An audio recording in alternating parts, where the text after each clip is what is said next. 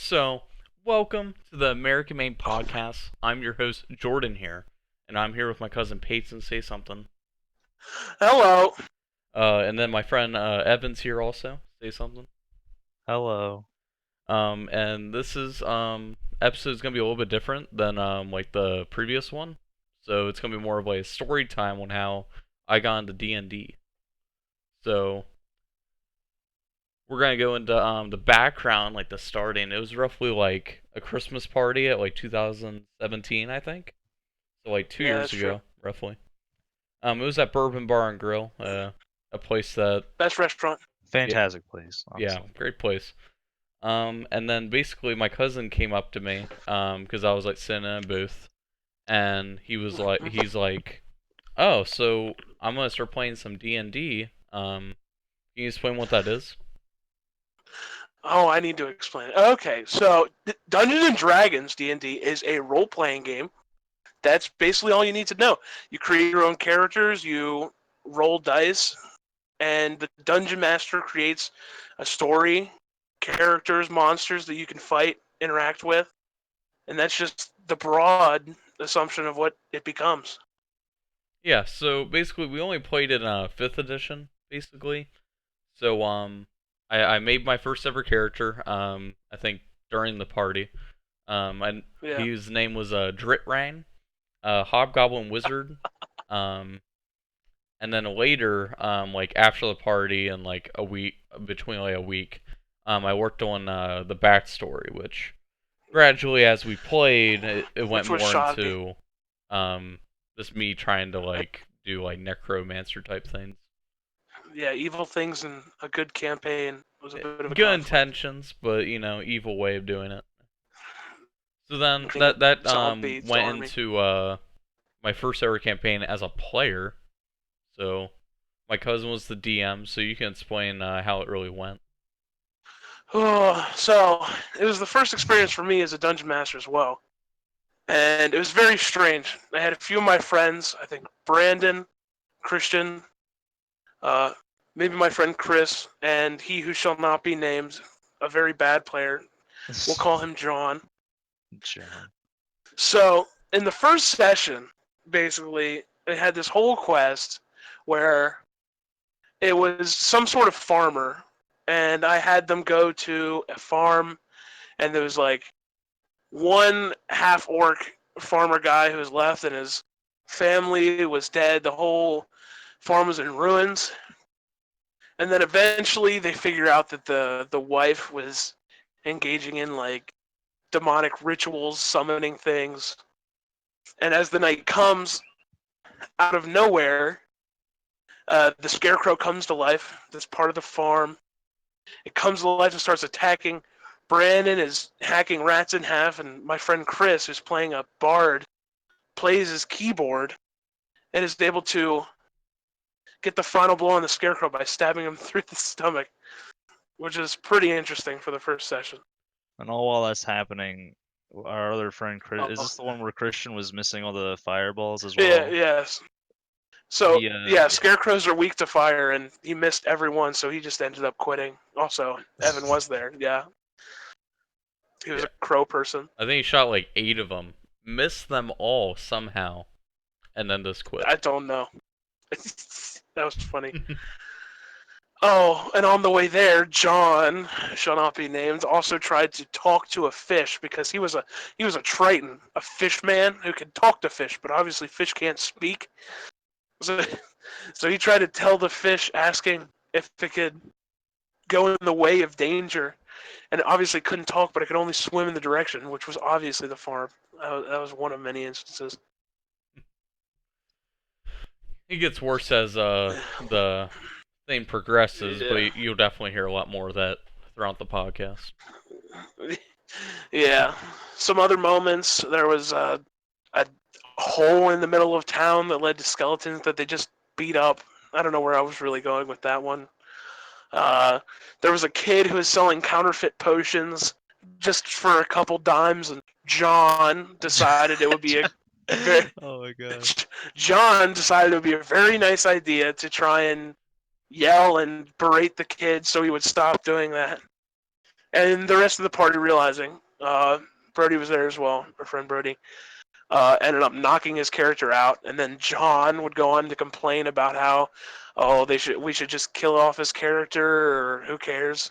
And the funny thing is, it's ironic because every single session he would preface everything by taking pictures and saying it was D&D night, like it was something to be really excited about, and it just become unenjoyable at the end with him. But um, another thing was that there was there are these things called kobolds which live underground. They're like these weird dragon lizard dog people. They're weird. They're like 2 feet tall. So then under the tavern which they were in had a cellar, and there were a bunch of them located. And the group's leader Rex, they're from like they worship a black dragon. And so they got together and recruited the group to destroy the other group of kobolds, which were under the White Dragon. So their leader Rex asked them to do that, which eventually the group gets to a new town, and they head in the middle of an opening to the cellar, and they end up going through the thing, the traps, falling rocks, broken pieces of wood, and by the end, they find there's a young baby white dragon they have to fight, and almost everyone dies due to the cold breath it has. And near the end, there's a kobold that has like bees, so it throws a thing of bees at people, and it starts attacking Brandon, which would almost kill him, but he always avoids it. So then by the end, it's the only thing left, so it spreads out, and John is left with only 2 health points. And coincidentally, the distribution of damage made it so he took 2 points of damage. So the main shtick for John for the rest of the sessions was, I died to bees. Even though technically he didn't die, he just got knocked out for the time, but he died to bees, as he says. That was a great thing. After that, one of our sessions involved John was a cleric, so he worshipped a light god. It was like a god of light that provided healing and everything. And so his god came down providing a boon for the party so they could get better XP gains or something. And he said there was another cleric NPC, a non-playable character, that would help them in their journey. And so they had to go to a pyramid a pyramid. It was like a giant cavern in the middle of nowhere, and along the way, Jordan fights his story background enemy hobgoblins, which we don't remember the name of the group. Yeah. So basically, with that, I'm part of the Red Flares. So the Red Flares, yeah. we're the better clan. We are civil people. The other clan that we had to fight because they were going for the same treasure. I forget what their name was. I don't have my D&D stuff up here. So yeah, but they like were evil. they're just they're the evil clans. We can't trust them. Yeah. So eventually they go into the mummy's tomb. There's like a bunch of Indiana Jones traps. There's living zombies and skeletons. There's a tripwire that they hit, and a boulder comes rolling down a hallway. They get into this one room, and the mummy's there with like a human worshiper, and they come to life. And the non-playable cleric, ends up getting the curse of mummy rot, so he's rotting to death, and the whole party's sad that it's about to happen, but they pray to their god, and it cures them of the disease. That happens. There's also a secret room where they stood on sand and they sunk down to the bottom, and there's treasure down there. Another session I failed to remember until now was there was a cave in which written on the door were a bunch of riddles, and they were the riddles from The Hobbit, from the Riddles of the Darkseen. And Brandon, obviously knowing that movie to heart, guessed them instantly, so that made that funny. But in the cave, they had to fight a manticore, which is like, if you don't know, like a lion with a man's face and a scorpion's tail. And so they had that. Like Jordan or someone went invisible, and Oh like yeah. stabbed it from behind. And they cut off the head of the manticore, and I think you guys carried it around or something. Oh yeah, we carried it around Uh, till I think we sold it to a merchant, or someone's yeah, still it was carrying already it like around. rotting. It was already rotting by then, so that was Yeah. disgusting. And so I never really finished this campaign, but I had ideas. You know, it gets hard to keep track of things. One of the last sessions was after they fight the mummy, they return back to base or the main town, and there's like a group of bandits they have to fight, and they fight that, and some old man pulls them aside and asks them to get these 4 artifacts that embody like the 4 elements: earth, wind, fire, and water. So they go to fight a band of orcs that have like the stone, like the some stone tablet that controls earth elementals. And so they destroy them with with relative ease. They come back. They give the stone tablet to the old man. And he conjures up a portal in which everyone goes through, and they get teleported to this place that's called the elemental plane of Earth. It's just a bunch of rock, dirt, all Earth, and an earthen elemental, like just a gigantic like model of rock just appears, and they have to fight it. And eventually, they learn that the weakness of an earth elemental is thunder, which in this game counts as sound because lightning is something separate. And then they just explode it, and that was basically my last session for that campaign. But I had ideas, Yeah, so that was pretty ideas cool. that like revolved around like kind of my backstory with being in the Yeah, Underdark and stuff like that. So like a lot of things could happen in general. yeah. But unfortunately, I was too lazy. Yeah, that's how it works. So then after doing that, I think I played in like 2 or 3 other campaigns from like other friends, and also I think Payson DM'd another campaign. Yeah, I tried Um, to make a new one with fighting jackal wares, and yeah, and then that transitioned into like, oh, what if I was the DM? Like so yeah. that basically turned into I made my own campaign. So I created like session by session with some variation.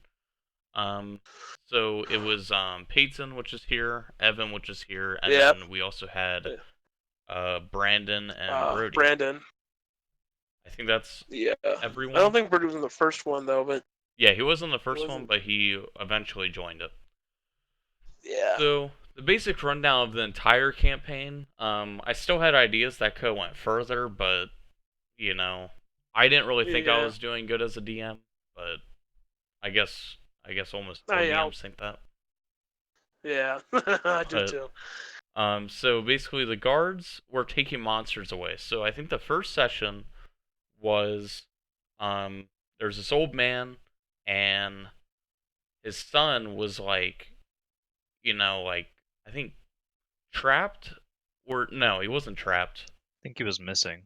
Yeah, he was missing. Yeah, he was missing. Yeah. And then we basically found out that he was in the sewers. So the Oh yeah, it's yeah the the restaurant. so everyone goes. Yeah, the sewers were in the restaurant. You find out that the fish that they cook, they actually get it from the sewer, because there was like a Disgusting. fishing rod that the chef would have, and then basically he would just fish whenever he needed fish in the Mhm. sewer. I don't know. I don't know if that makes sense, but Nothing so needs to make sense. It's yeah, just imagination. exactly. So then we the adventurers go into this sewer, and they finally find the Yeah. kid, and he's like with all So these many like rats. rats. Yeah. So the the adventurers. Mm. I'm trying to think. So they Yeah. basically kill all the rats, save the kid, and they come back up, and then The the really annoying part was the kid was friends with the rat, so it was really annoying to Yeah, try he and got pissed at get the us kid for back. He was yeah, he was killing angry for us his saving rat him. yeah, friend. so He's a really that nice was part of the problem. guy's And then rat. once we got up there, he was like, the rats were my friend. I wasn't missing. I was just playing with them, which I think that's like a lack of communication. Because he Um, didn't tell us until we got up there. yeah. So And then the guy, the father, that originally like called us to get help, he was like supportive. The mother did not want anything of it. So I'm pretty sure Brandon, his character, was trying to like take the kid. Cause like the kid didn't like his dad for some reason, even though he was Mm-hmm. supportive of him, and I guess he didn't know his mom. But yeah, our friend Yeah. Brandon was trying to basically kidnap the kid, even though the kid really didn't want to that much. But Yeah, he Brandon wanted a little apprentice per se. Oh yeah. Um, but eventually, I don't think they took the kid. I don't think they did. no, we Could be tried to. wrong. We made him stay with his dad. Whether or not he stayed with them the entire time Yeah. after Yeah. is up for debate. But I So remember being a then, rogue. we find out because of how helpful we were and stuff like that. The mother of the child actually provided like a housing area for the adventurers, like either like just to stay, or like it's kind of like a pit stop per se for like the all the adventures. Um, Yeah. One day when they woke up, they went down, and then they heard a loud scream, and they find out that there's a monster problem in the basement. I forget exactly what monster. It was like a bone like creature, kind of weird. It So I was like can a remember nest of that. them. I think it started with a K. I'm not completely sure. We'll think about it. Yeah, but the big We'll figure it thing out later. was that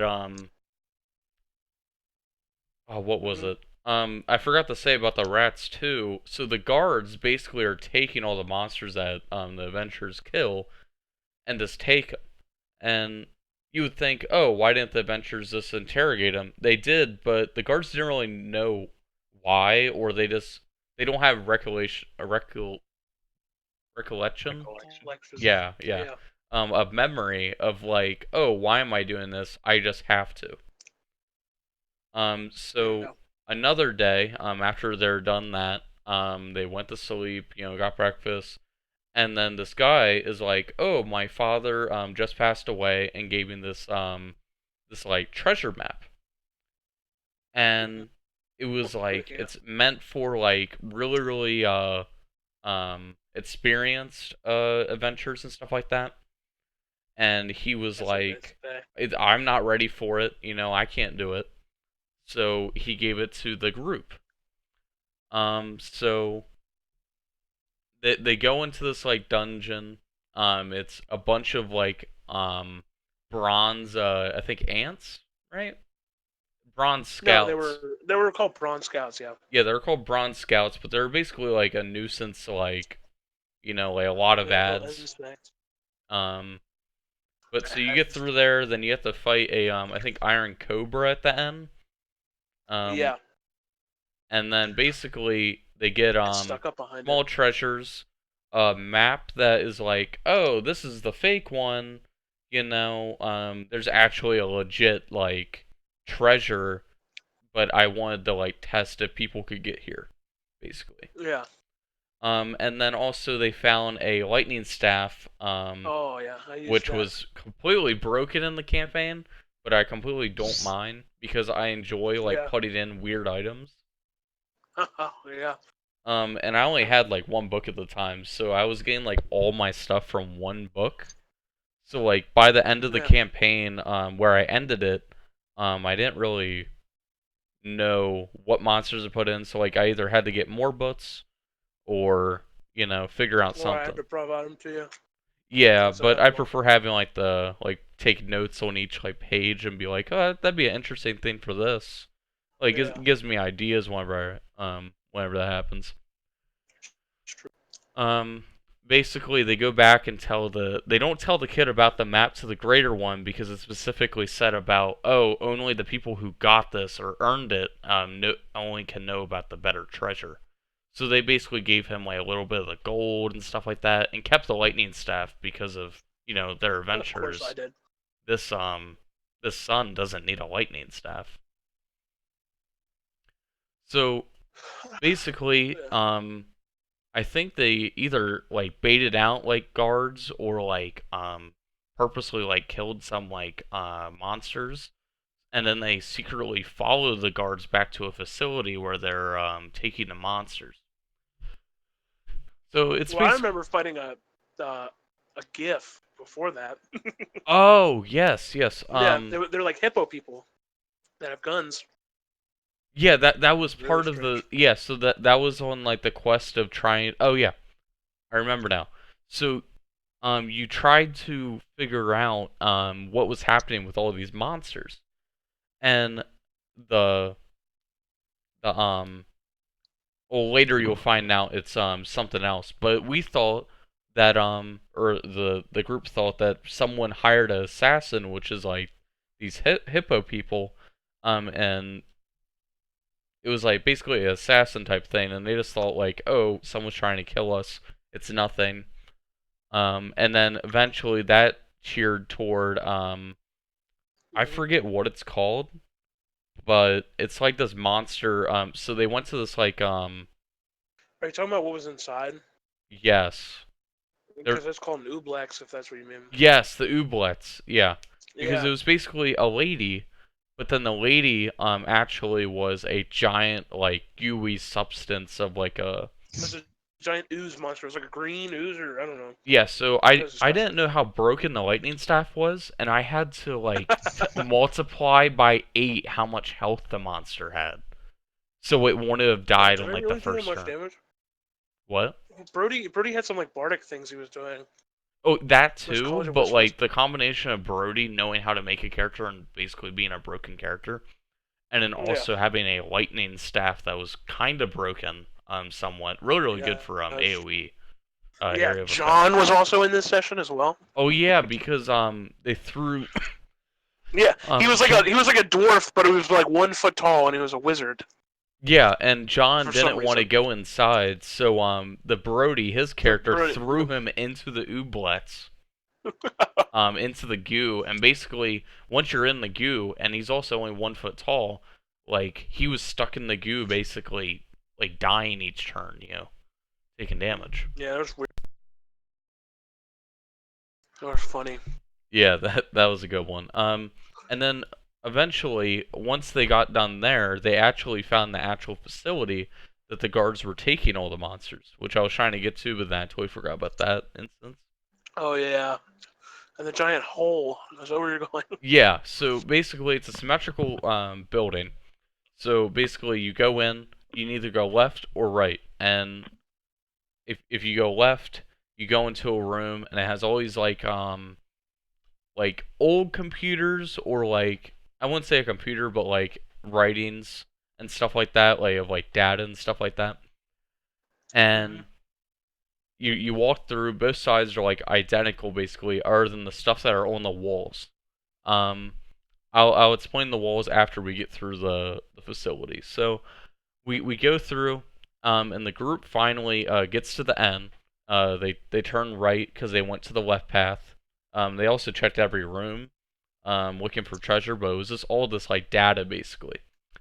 And then it's like a staircase down, and then a giant black tarry like pit. And at first, the group doesn't know what it is, but based off the data that they looked at, all these monsters are actually being thrown into the pit. So like all the rats, all like everything that the guards were taking, everything was being thrown into the pit. And then Hmm. they looked at the walls, which basically explained a story on how this pit came to be. So I forget the exact story. I got it actually off like a TV show. It's called like Legends, I think, or Legends or Legacies. I think it's a Legacies. It basically was that, which was a phenomenal TV show, but I put my own twist on it with like these like with this. So yeah, so if you want to figure out how that pit actually became to be, watch Legacies. It's on the CW. Um, that so all the monsters are thrown into the pit, and once you're in the pit, it's endless darkness, and all of your powers goes to this one single monster. And this monster will only be able to be summoned by 3 artifacts that are put into the pit. So I think it was like um a dagger of something, a bowl or like a pot, and then I forget the last one. But basically, if you put all of Yeah. them, and the major, like the insane creature will be summoned. But all the monsters that are actually put in there can also be summoned at any time under the mind control of the monster, and then cannot think of any of its previous memory. So before they actually understand all of this completely, Birdie's character is like, Dark Pit, I'll jump into it. So Birdie's character actually, like, if we did in our session, could easily be summoned and they'd have to fight him, which is completely insane. Yeah. But basically, he was like, "Oh, this pit, I can counter the pit. It's fine. I'm good in there." So he just jumped in. And then that was basically the end. I think I don't have anything else typed up, but I do have some ideas. So I was gonna make it to Yeah. where like, you get all 3 artifacts, and then you have to actually choose if you want to like summon the monster and stuff like that, because it's somewhat of like a cult type thing. Like people actually like um work for the monster with just believing in it. So Mhm. there's that. So basically that's like the end of that. So in general, I think D&D is like a really fun game to play in general. But I think what made it really fun was all the experiences we had as a group. Yeah. So it didn't really matter on the game per se. It just mattered on what we did together. It's very nice. And the friends we made along the way. That's a Yeah. beautiful message. Yeah, well, so I forgot to say this because in the previous episode I also had a class assignment, but this is a class assignment, and I had to persuade a message, and like I didn't know if I'm supposed to say the message, but like that was basically the message I got from like having this experience, because like I had this for we did this for 2 years. It was like the last 2 years of high school, and like a good transition. Yeah. Um, Based off last episode, yeah, good luck finding out when the next episode is gonna be, because I have no idea. Um, I did have a good idea about the West Virginia Mime Wars, if you know what that is, but that'd be kind of cool to do. I'm not really sure though. Um, That sounds so good. and sorry about the background overlay. I'm on my laptop in college. I don't know the overlays. Do you guys want to end anything else? Say anything? Um, I 'Cause mean, I'm I remember basically a done. few more moments. Like, Yeah, we I can go into it. know there was one point in my campaign where I don't know where it was, but at nighttime they found a burning town over the hill, and they had to fight a werewolf. I believe you guys fought the werewolf, killed the werewolf, and then he had a brother who was a werebear. Was still a bear person. Oh, yes. Yeah, so that person was mourning his dead werewolf brother, and that was crazy. But obviously, werewolves are more savage, and werebears have this sort of good personality to them. Yeah, so So bears are cool people. And in my second attempt at dungeon mastering, I tried to make a plot where they wanted it to be super difficult, so I made it too difficult, and I almost killed everybody. But Chris ended up killing these jackalwares, which are like werewolves or but with jackals. So they they like one had to die of a heart attack, so I wouldn't make it too difficult. And then Chris was the only one left who was able to kill them. And the whole plot was they had like a symbol, and it was supposed to be like a out of some ancient like Egyptian monster.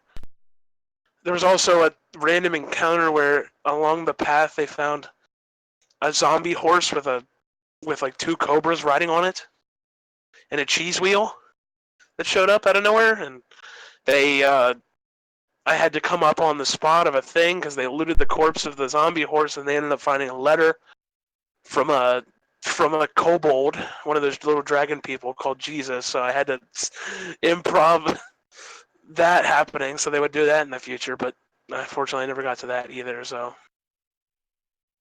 yeah, that's pretty much what I can remember right now. yeah. Evan, you have anything that you want to like remember that you have remembered, or?